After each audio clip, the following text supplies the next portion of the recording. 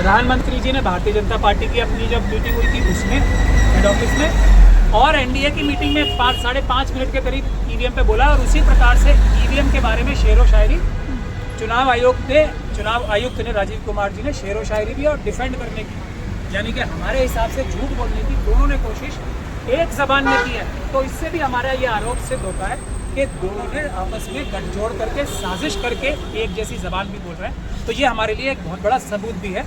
तो बात वही है कि ईवीएम जिंदा है, जब भी भारतीय जनता पार्टी की, सिर्फ भारतीय जनता पार्टी की बात कर रहा हूँ मैं, एलाइज की नहीं, 40 से 50 सीटें उससे ज़्यादा आ रही हैं। अदरवाइज इस चुनाव में जो जनता ने पूरी ताकत लगा के भारतीय जनता पार्टी को चुनाव ये सत्ता से बाहर करने का काम किया था, बगैर किसी की भी मदद के, कुछ लीडर्स को छोड़ के, जिसमें राहुल गांधी जी एक हैं, क्योंकि उन्होंने 4,500 किलोमीटर नहीं, हज़ारों किलोमीटर पैदल भी चला और धूप में गर्मी में। मैं ये कह रहा हूँ कि बाकी सभी जनता ने काम किए हैं। सर क्या लगता है आपको वाराणसी सीट पर भी हुआ, क्योंकि हमने देखा 3 घंटे लगातार पीछे रहते हैं जब बैलेट के जो वोट। मैं आपको ये बता रहा हूँ कि 538 सीटों का तो डेटा आ चुका है ऊपर नीचे होने का, जो कि पॉसिबल ही नहीं है ईवीएम, क्योंकि मशीन तो कैलकुलेटर की तरह होती है ना। अगर उसमें गड़बड़ करने की कोशिश किसी मनुष्य ने नहीं की तो वो तो एक वोट का भी हेरफेर हो ही नहीं सकता ना उसमें। और चुनाव एक वोट से भी जीता और हारा जा सकता है, ये सब जानते हैं ना। तो वाराणसी की तो बात छोड़ दीजिए, 538 सीटों का चुनाव जो है